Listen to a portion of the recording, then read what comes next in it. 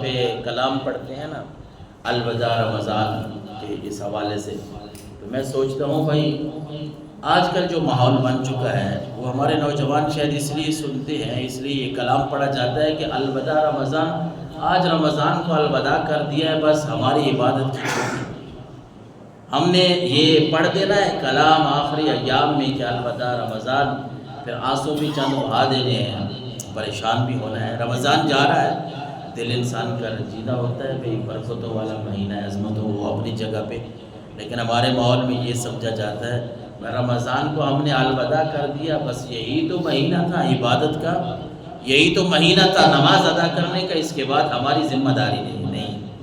بلکہ رسالت مآب صلی اللہ علیہ وسلم کی احادیث کا مطالعہ جب ہم کرتے ہیں،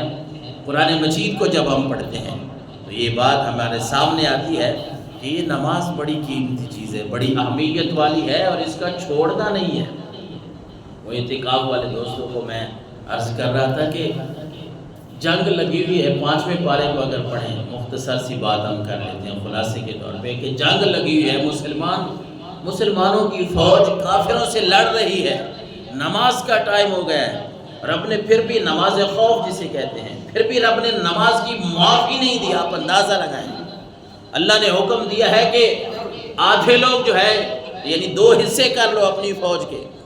آدھے لوگ دشمن کا مقابلہ کرو، آدھے میرے سامنے آ کے جھکو، کیونکہ میرے سامنے جھکو گے تو تبھی تمہیں کامیابی ملے گی نا۔ بات تو یہ ہے کہ میرے سامنے آؤ گے، جھکو گے سر کو، تو کامیابی اللہ اور اس کے رسول کے ذکر میں ملنی ہے۔ یہ کوئی نہ سمجھے کہ میں بڑی چیز ہوں یا میری طاقت بڑی ہے، آپ اندازہ لگائیں، جنگ کا ماحول ہو پھر بھی نماز معاف نہیں ہے، کوئی بیماری ہے، انسان جتنا بھی بیمار ہے اگر اس کے ہوش و حواس قائم ہیں،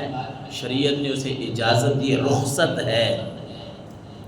لا یکلف اللہ نفسا الا وسعها، اللہ نے کسی بندے کو طاقت سے زیادہ اس کو مکلف فرمایا ہی نہیں ہے،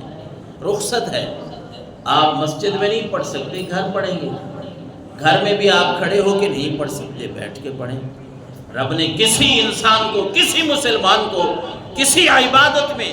اس طرح مکلف نہیں فرمایا، اس طرح کسی کو تکلیف نہیں دی کہ کوئی بندہ کام کر سکتا ہی نہ ہو لیکن رب کا حکم ہو کہ یہ بھی کرنا ہے، یہ بھی کرنا ہے، نہیں۔ عبادات ہیں، ریاضات ہیں، لیکن یہ بات یاد رکھیے اس کا ثواب بہت زیادہ ہے، پھر اس میں اللہ نے ہمیں رخصت عطا فرمائی ہے۔ رمضان المبارک کے روزے ہم نے رکھے، اس میں بھی رخصت ہے۔ وَإِنْ كَانَ مَرِيضًا أَوْ عَلَىٰ سَفَرٍ فَعِدَّةٌ مِّنْ أَيَّامٍ أُخَرَ، نے فرمایا روزے فرض ہے۔ قرآن کے دوسرے پارے میں سورہ بقرہ میں فرمایا اگر مریض ہو تم،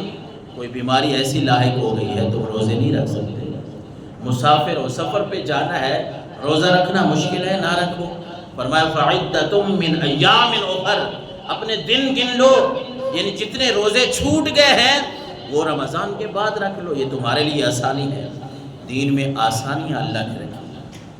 لیکن اس پہ عمل کرنا یہ تو ہمارا کام ہے۔ اب میں یہ بہانہ تو نہیں کر سکتا کہ میرا کام ہے، میں دفتر میں ہوتا ہوں، میں مزدوری کرتا ہوں، میں فلاں جگہ پہ ہوتا ہوں، میرا کام ہے جی میں مسجد نہیں جا سکتا۔ ارے آپ مسجد نہیں جا سکتے تو آپ وہاں نماز تو ادا کر سکتے ہیں، یہ بھی اس امت کا خاصہ ہے، یاد رکھیے گا۔ باقی امتوں کے جو لوگ تھے ان کے لیے عبادت گاہ جو تھی ان کی عبادات کے لیے مختص تھی، لیکن رسالت مآب صلی اللہ علیہ وسلم نے فرمایا کچھ ایسی باتیں ہیں جو اللہ تعالیٰ نے میری امت کے لیے خاص کی ہیں۔ ان میں سے ایک یہ بھی ہے کہ اللہ کے رسول صلی اللہ علیہ وسلم نے فرمایا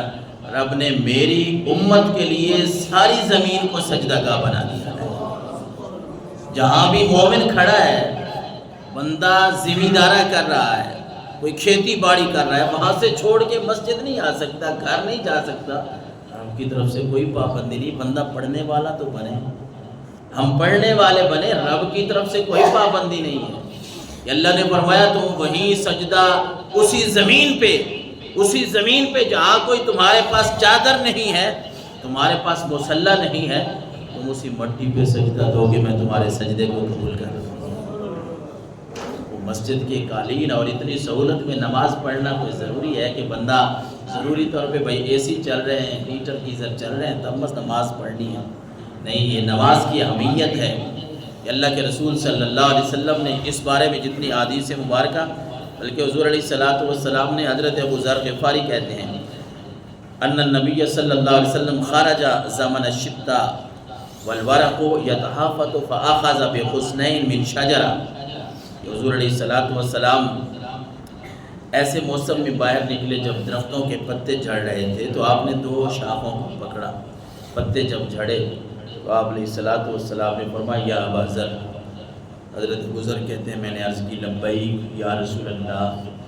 لبیک یا رسول اللہ۔ اللہ کے نبی کے سامنے صحابہ کرام کا یہ انداز تھا ایک حدیث رسول میں، یہ آپ کو حدیث رسول جو ہے وہ احمد بن حنبل میں ملے گی، اسی طرح بخاری شریف میں ملے گی، ترغیب و ترہیب میں ملے گی، باقی بھی کتب میں ملے گی، کہ حضرت ابو ذر غفاری نے یہ ایک ادب کا تقاضا تھا کہ صحابہ کرام حضور کے سامنے کیسے بولتے تھے، لبیک یا رسول اللہ صلی اللہ علیہ وسلم۔ حضرت ابو ذر نے عرض کی حضور میں حاضر ہوں، کیا بات ہے؟ تو آقا کریم علیہ الصلوۃ والسلام نے فرمایا ان العبد المسلم لا يصلي الصلاة يريد بها وجه اللہ، جب بھی کوئی مومن بندہ اللہ کی رضا حاصل کرنے کے لیے وہ نماز پڑھتا ہے نا، کیونکہ نماز یا کسی بھی بلکہ عبادت میں کئی مرتبہ یہ بات گزری ہے، دکھلاوا اس سے تو بندے کی عبادت ویسے ہی ضائع ہو۔ میں عبادت کروں، نمازیں ادا کروں، میں حج کروں، زکوٰۃ ادا کروں، جو جتنے بھی معاملات ہیں اپنے درست رکھوں، لیکن نیت یہ ہو کہ مجھے فلاں بندہ اچھا کہے، فلاں سمجھے کہ یہ حاجی صاحب ہے، یہ نمازی صاحب ہیں، یہ قاری صاحب ہے، یہ علامہ صاحب ہے، دکھلاوا ہے، تو پھر تو یاد رکھیے گا کہ دکھلاوا کرنے سے تو ویسے ہی عبادت انسان کی ضائع ہو جاتی ہے۔ لیکن اللہ کے نبی نے فرمایا لا یصلی الصلاۃ یرید بہا وجہ اللہ، بندہ نماز ادا کر رہا ہے، اور نماز کیوں ادا کر رہا ہے؟ اللہ کی رضا حاصل کرنے کے لیے، اپنے رب کو راضی کرنے کے لیے اگر نماز ادا کر رہا ہے۔ رسالت مآب صلی اللہ علیہ وسلم نے فرمایا فتحافظ عنہ ذنوبہ کما یتحافظ ھذا الورق عن ھذہ الشجرہ، جس طرح میں نے 2 ٹہنیوں کو پکڑا، پتے گرے ہیں، بندہ رب کی رضا کے لیے نماز ادا کرتا ہے، اللہ اسی طرح اس کے گناہوں کو مٹا دیتا ہے، گرا دیتا ہے۔